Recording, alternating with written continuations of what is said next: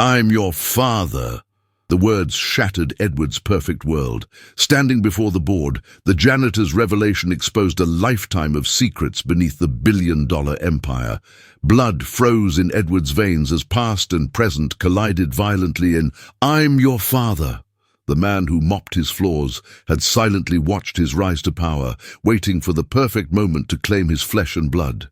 Edward Blackwood adjusted his Armani tie with practiced precision, his manicured fingers working with the same calculated efficiency that had built Blackwood Enterprises from a promising startup to a multi-billion-dollar tech empire in just under a decade.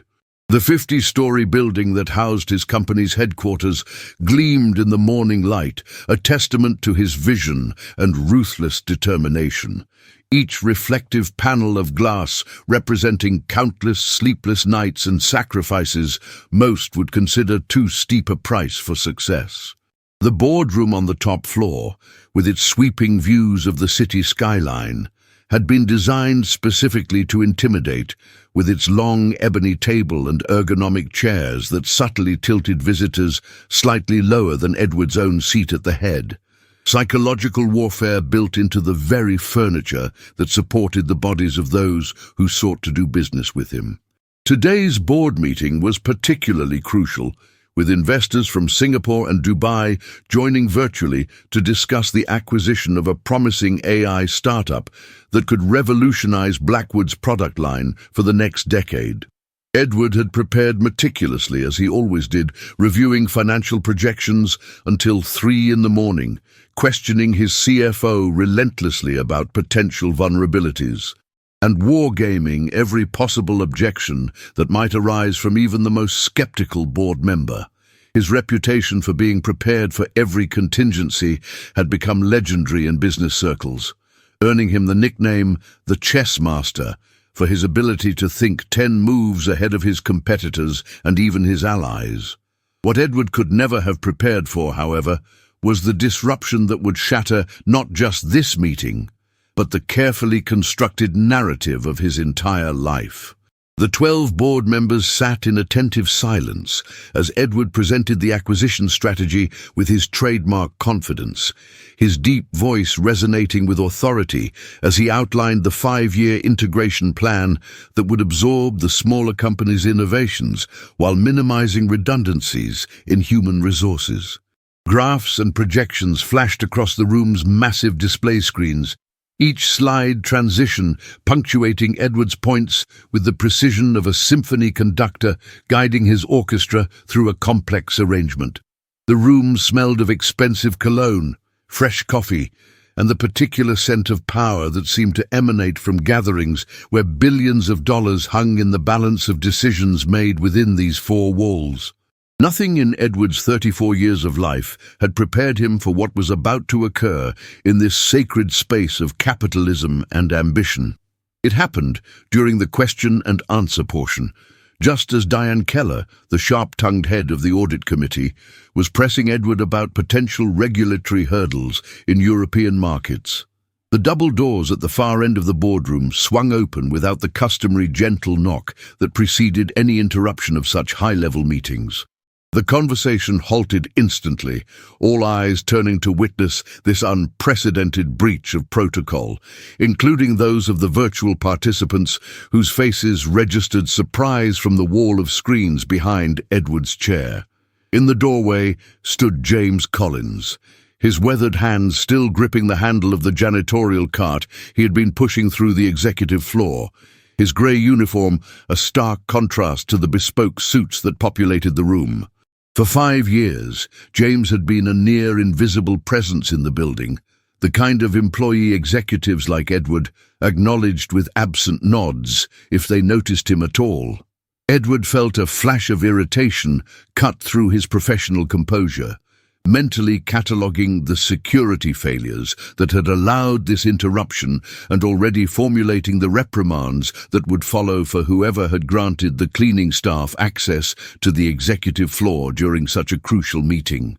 "Excuse me," Edward began, his tone measured but edged with the kind of authority that typically sent subordinates scrambling to correct their errors This meeting is private and cannot be interrupted." But James Collins did not retreat as expected, did not offer the apologetic mumble and hasty exit that would have been the normal response to such a rebuke from the CEO. Instead, the older man stepped fully into the room, leaving his cart in the doorway, and straightened his posture with a dignity that seemed at odds with his station within the company hierarchy. "I've waited long enough, Edward," James said, his voice surprisingly steady and carrying a weight that immediately silenced the room more effectively than Edward's own commands ever had. "I've watched you build all this, watched you become the man you are today, but I can't stand in the shadows any longer." Edward felt a peculiar sensation begin to build at the base of his skull, a pressure that signaled danger beyond the mere disruption of his meeting, as if some primal part of him recognized a threat his conscious mind had not yet processed. "What are you talking about?" Edward demanded, rising from his chair, aware that every board member was watching this exchange with expressions ranging from confusion to embarrassing fascination at this unexpected drama. "Security will be here momentarily, Mr. Collins. Whatever issue you have can be addressed through proper channels."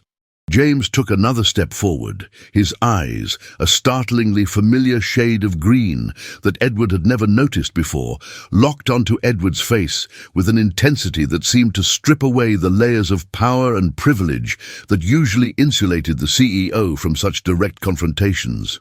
"I'm your father, Edward," James announced, each word falling into the silent boardroom like a stone dropped into still water, creating ripples that would forever alter the landscape of Edward's existence. The declaration hung in the air, absurd, and yet somehow carrying a terrible plausibility that Edward could feel resonating in his bones before his rational mind could fully reject it. The board members exchanged glances, awkward and intrusive witnesses to what was quickly becoming the most personally devastating moment of Edward's life. Their expressions, a mixture of shock, discomfort, and most unforgivably, curiosity about how their powerful CEO would handle this bizarre claim. Edward felt the blood drain from his face, his customary mask of controlled authority crumbling under the weight of those 4 simple words that threatened to rewrite his entire history. "This is completely inappropriate," Edward managed, his voice sounding distant and hollow to his own ears as he struggled to maintain the facade of the unflappable business titan he had spent years perfecting. "Security will escort you out, and we can discuss whatever delusion you're experiencing in a more appropriate setting." He reached for the phone on the conference table, his fingers unusually clumsy as they fumbled for the button that would summon security to remove this unexpected threat to everything he had built. Yet even as he performed these motions, something deep within Edward's consciousness was already connecting dots he had spent a lifetime avoiding. The lack of resemblance between himself and the couple he had always called parents, the mysterious circumstances of his adoption that were never fully explained, and most damning of all, the nagging sense of recognition he now felt looking at James Collins' face, as if seeing his own features weathered by an additional 25 years of life and hardship. James remained unmoved by Edward's dismissal, reaching slowly into the breast pocket of his grey uniform to extract a folded photograph, worn at the edges from years of handling.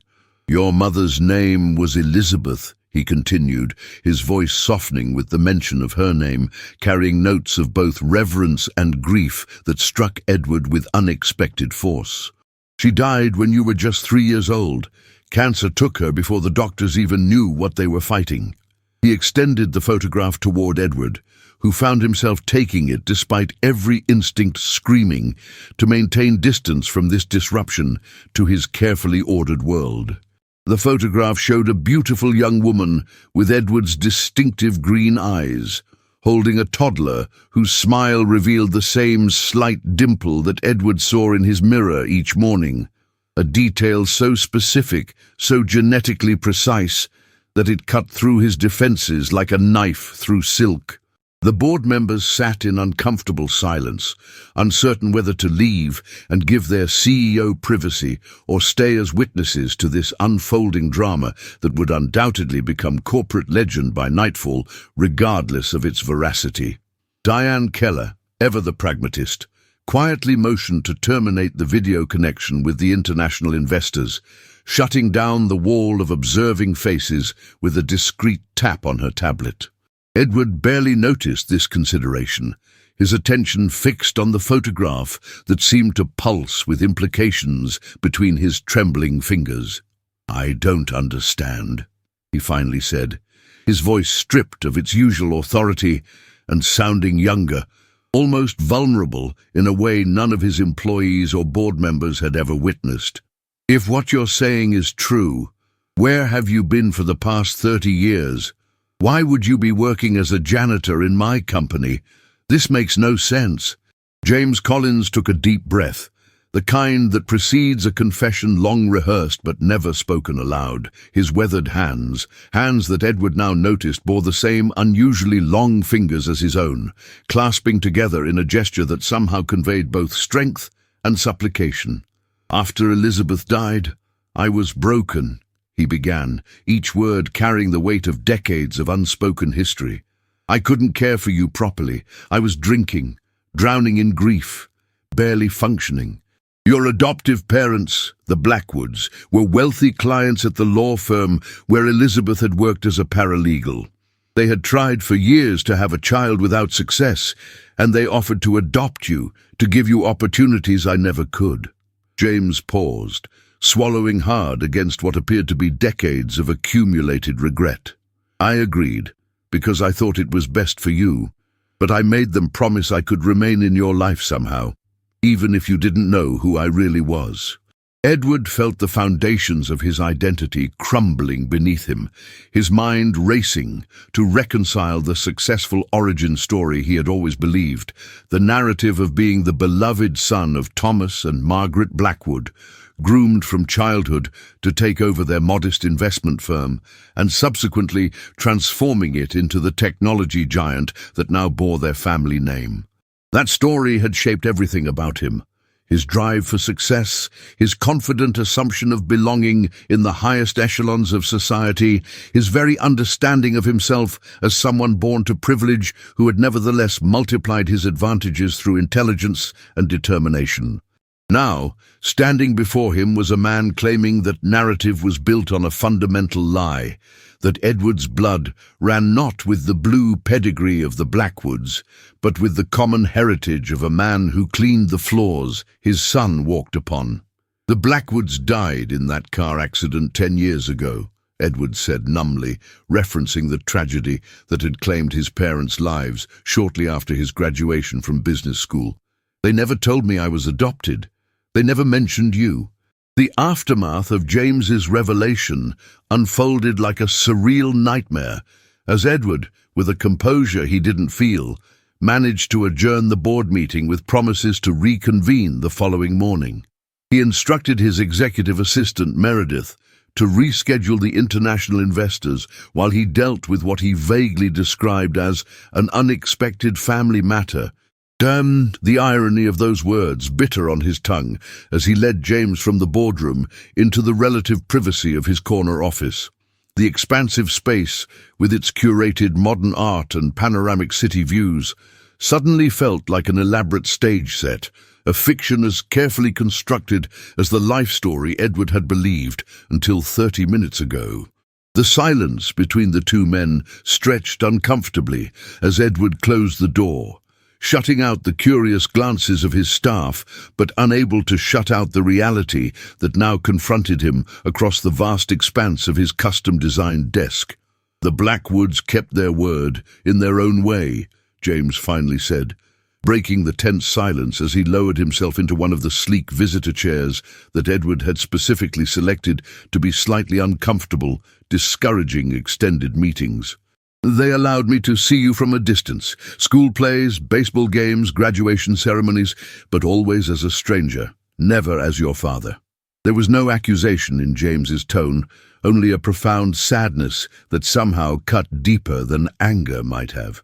They provided financial support for me too, on the condition that I never interfered in your upbringing, never confused you with competing claims of parenthood. It was a devil's bargain, but I convinced myself it was for your benefit." Edward remained standing, unwilling to sit as if this were a normal meeting, unwilling to grant this man, this stranger who claimed to be his flesh and blood, the comfort of conventional social dynamics when everything about this situation defied convention.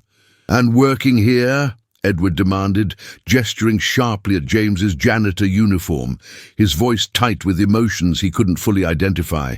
Anger, certainly, but also confusion, betrayal, and a strange sense of loss for a relationship he hadn't known was possible. Was that part of their arrangement too, or did you conceive that particular form of surveillance on your own? The bitterness in his tone surprised even Edward, revealing how deeply this revelation had already penetrated his defenses. James shook his head slowly, his eyes so disturbingly similar to Edward's own, never leaving his son's face. "After they died, I lost my connection to you," he explained, his voice steady, despite the weight of the confession. "The lawyers who knew about our arrangement retired or moved on, and I had no legal right to information about your life. When you moved the company headquarters here 5 years ago, I saw an opportunity. The cleaning service was hiring, and I thought maybe I could at least be near you, see the man you'd become, even if you never knew who I really was." Edward turned away abruptly, moving to the floor-to-ceiling windows that showcased the empire he had built, his reflection ghostly against the city sprawled below, a city where he had always felt he belonged at the pinnacle, among the skyscrapers and power brokers. Now that certainty wavered, distorted by the revelation that his origins might be found not in the rarefied air of privilege, but in the humble circumstances represented by the man sitting behind him. "Why now?" Edward asked, the question emerging more vulnerable than he intended, his reflection showing a man he suddenly didn't fully recognize. "After all these years of silence, of deception, why reveal yourself today, in front of my entire board? Do you have any idea what you've done?" He turned back to face James, anger resurging as he contemplated the professional fallout from this morning's scene, the whispers that would inevitably circulate among his executives, the potential questions about his judgment, his heritage, his very right to the position he had fought so hard to secure and maintain. James straightened in his chair, a dignity in his posture that seemed at odds with his station, yet somehow authentic in a way that commanded respect, despite Edward's resistance. "I'm dying, Edward," he said simply, the words falling between them like stones. "Cancer. The doctors give me 6 months, maybe less. I've watched you build this company, achieve everything I could never give you, and I'm proud beyond words of the man you've become. But I couldn't bear the thought of leaving this world without you knowing the truth, without you knowing that you weren't abandoned or unwanted, that you are loved, not just by the people who raised you, but by the man who gave you life." Edward felt something crack within his carefully constructed emotional armor, a hairline fracture in the protective shell he had built around himself since his adoptive parents' death. The concept of another impending loss, this time of a father he hadn't known existed, struck with unexpected force, complicated by resentment at being denied this relationship for 3 decades. "You had no right," Edward said, his voice low and intense as he leaned forward, palms flat against the polished surface of his desk. "No right to disrupt my life, to ambush me professionally, to rewrite my history without warning. If what you're saying is true—" He paused, still unable to fully accept the narrative being presented, despite the evidence of the photograph that now lay between them on the desk. "If you are my biological father, your responsibility was to me, not to your conscience or your deathbed regrets." The words were cruel, Edward knew, but they formed a shield against the vulnerability threatening to overwhelm him in the face of this revelation. James absorbed the verbal blow without flinching, as if he had anticipated this response and accepted it as his due. "You're right," he acknowledged, surprising Edward with his lack of defensiveness. "I've made countless mistakes. First in being too broken to care for you properly, then in agreeing to terms that denied you knowledge of your own origins, and finally in choosing this moment to reveal the truth. I don't expect forgiveness, Edward. I only hope for recognition, for the chance to tell you myself, rather than leaving you to discover it someday through a medical emergency or genetic test."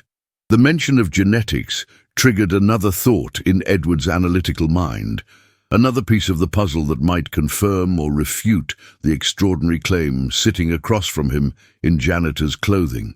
"DNA testing," he said abruptly, reaching for his phone with renewed purpose. "We can settle this scientifically, immediately. I have connections that can expedite the results within hours." The action felt like regaining control, imposing order on chaos through the certainty of science and technology. The tools Edward had always trusted far more than emotional claims or familial obligations. James nodded his agreement, a sad smile touching the corners of his mouth. "Whatever you need to be convinced," he said quietly. "But Edward, when you look in the mirror tonight, really look at your face, your mother's eyes, my chin, the way your right eyebrow arches when you're skeptical, just as mine does. The DNA will only confirm what I think you already sense is true." Edward refused to acknowledge the observation, refused to admit that from the moment James Collins had made his declaration, some primal part of Edward had recognized the truth before his logical mind could process it, a bone-deep knowing that defied his desperate desire to dismiss this disruption to his carefully controlled existence. The DNA results arrived with clinical efficiency by late afternoon, delivered personally by Dr. Eleanor Chen, a geneticist whose research Edward's company had funded generously and who understood both the urgency and the need for absolute discretion.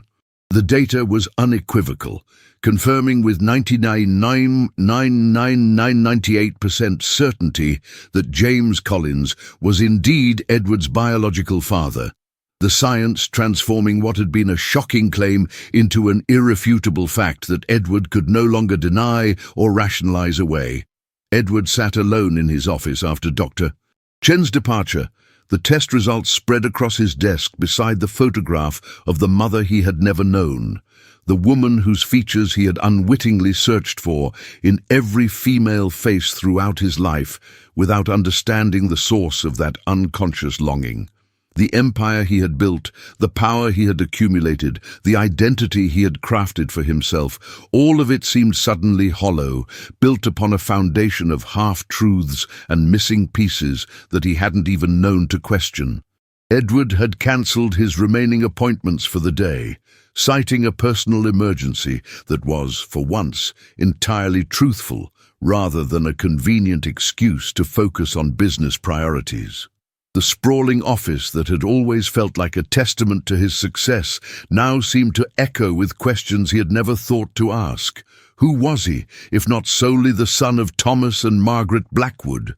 What parts of himself, his temperament, his talents, his flaws, might be inherited from the stranger who had mopped the floors of this very building for 5 years without recognition? How different might his life have been if Elizabeth hadn't died?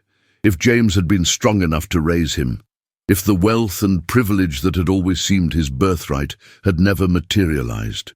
These questions circled like predators, threatening the very identity Edward had spent his life constructing and defending against all challenges. The most unsettling realization was that despite his anger at the deception, despite the professional embarrassment of the boardroom revelation, Edward felt an unwelcome curiosity about the man who shared his blood, a hunger for connection that contradicted his carefully cultivated self-sufficiency. James had retreated after the DNA confirmation, seeming to understand Edward's need for space to process this seismic shift in his personal narrative. He had provided his address, A modest apartment in a working-class neighborhood far from the luxury high-rise where Edward resided, and a phone number placing the next move entirely in Edward's hands, with a patience that suggested he had already waited decades and could wait longer if necessary. This restraint, this absence of demands or expectations, paradoxically made it harder for Edward to simply dismiss the man and return to his carefully ordered existence. The choice before him was stark. He could reject this unexpected father, maintaining the narrative that had served him well, but which he now knew to be incomplete. Or he could venture into unknown emotional territory, acknowledging a connection that complicated his understanding of himself and his place in the world. Neither option offered the clean, efficient resolution that Edward typically demanded in business decisions. As twilight descended over the city, painting the skyline in hues of purple and gold that Edward rarely took time to appreciate, he found himself driving away from his usual route home, the sleek performance car that represented another trapping of his success, navigating through increasingly unfamiliar neighborhoods, until he reached the address James had provided. The apartment building was clean but aging, its brick facade speaking of an era when craftsmanship mattered more than architectural innovation, its modest scale a stark contrast to the soaring glass tower where Edward made his home. For several minutes he sat in his parked car, hands still gripping the steering wheel, questioning the wisdom of this impulsive journey into territory so far removed from his carefully controlled environment. The Edward Blackwood who had entered the boardroom that morning would never have considered such a spontaneous act, would have delegated any necessary contact to lawyers or assistants, rather than risking personal involvement in such a messy, emotional situation. Yet here he was, drawn by forces he couldn't entirely explain or resist. The apartment door opened after Edward's second knock, revealing James in civilian clothes for the first time, worn jeans and a faded flannel shirt that somehow made him appear more substantial than the anonymous janitor's uniform, more like an individual with a history and identity of his own, rather than an interchangeable service provider. The small apartment beyond him was modest but impeccably clean, its furnishings simple and well-maintained, the walls adorned with an unexpected collection of framed photographs that immediately captured Edward's attention. "You came," James said simply, stepping back in invitation without presuming upon their newfound connection or attempting to force an emotional response that Edward wasn't prepared to offer. "I wasn't sure you would." Edward entered cautiously, his bespoke suit and handcrafted Italian shoes marking him as visibly out of place in these surroundings as James had been in the corporate boardroom that morning. His gaze was drawn to the photographs that covered one wall in a carefully arranged collage, and with a shock of recognition, Edward realized he was looking at his own life documented from afar. School plays, sports competitions, graduation ceremonies, even press photos from business events, all preserved by a man who had watched his son's life unfold from the periphery, treasuring moments he had experienced only as a distant observer. "I need to understand," Edward said, his voice uncharacteristically uncertain as he studied the photographic timeline of his life seen through his biological father's eyes. Not just the facts, but the why of it all. Why you gave me up, why you stayed hidden, why you chose the moment you did to reveal yourself. He turned to face James directly, confronting the unsettling mirror of features they shared, the genetic blueprint that connected them despite decades of separation. "I've built my entire identity on being Edward Blackwood, son of Thomas and Margaret, heir to their legacy and creator of my own. Now you appear and suggest that identity is incomplete, perhaps even false in fundamental ways." The admission of vulnerability was foreign to Edward, who prided himself on projecting unshakable confidence in all situations, yet something about this man, this stranger who was also his flesh and blood, seemed to bypass his usual defenses. James gestured toward the small kitchen table, offering a seat without words, his expression suggesting he understood the magnitude of what he was asking Edward to reconsider. "Your identity isn't false, Edward," James said carefully as they sat across from each other, the simple wooden table between them a far cry from the imposing conference table where they had first confronted this shared truth. "The Blackwoods gave you advantages I never could, and you've made the most of every opportunity through your own intelligence and determination. Nothing about your achievements is diminished by knowing where you came from." He reached for a worn leather album that sat waiting on the table, as if he had anticipated this conversation, had perhaps rehearsed it countless times in his mind during the years of silent observation. "But there's another heritage that belongs to you as well, another story that's part of who you are." He opened the album carefully, revealing photographs of a young woman with Edward's distinctive green eyes. Elizabeth, vibrant and laughing in most images, holding an infant Edward in others. "Your mother was brilliant," James continued, his voice softening with memory. "She put herself through law school while working 2 jobs, was first in her class despite having no connections or advantages. You have her mind, her determination. That didn't come from the Blackwoods, though they certainly nurtured it." Edward found himself leaning forward despite his resistance, drawn into the photographic evidence of a history he had never known, absorbing details of the woman who had given him life and the early years that had been erased from his conscious memory. The images revealed humble but dignified beginnings, far from the privilege he had always assumed was his birthright, yet there was an unmistakable warmth in these photographs that resonated with something long buried within him.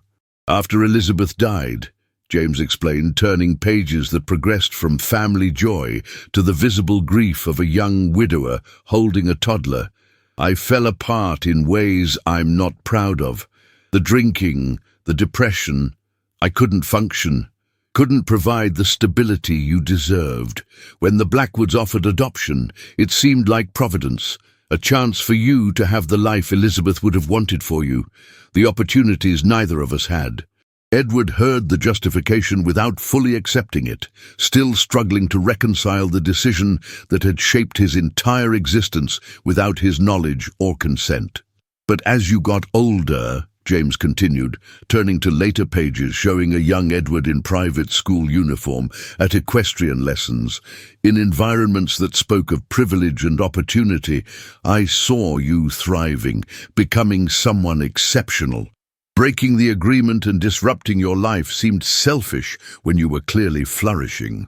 He paused, closing the album gently, his weathered hands resting on its cover like a connection to the past they shared. "I told myself that watching from a distance was enough, that your happiness was what mattered, not my desire to be acknowledged." The sincerity in his voice was undeniable, yet Edward still felt the sting of 3 decades of deception, of critical choices made without his knowledge that had fundamentally shaped his understanding of himself and his place in the world. "And yet today, in front of my entire board, you chose to shatter that arrangement," he said, the accusation clear, though his tone remained controlled. "Why not approach me privately? Why risk everything I've built with such a public revelation?" Months after that shattering morning, the city learned less about boardroom drama than about a quieter transformation. James did not live long enough to see many more sunrises, but the time he and Edward carved out together, awkward at first, then honest, then oddly tender, became proof enough that truth could remake a life even when it arrived late. Edward sat with him in that modest apartment, read aloud from the albums, argued about forgotten jokes, and at the end held a hand that had paced the floors of his empire for years. When James died, it was not amid scandal, but in the small dignity of a room where his son read his name aloud and did not flinch. The empire Edward had spent decades constructing remained, but its foundation had been quietly altered. He established a scholarship in Elizabeth's name and a mentorship program at Blackwood Enterprises for Children, from homes like the one he'd discovered, insisting the company fund opportunities rather than merely profit from them.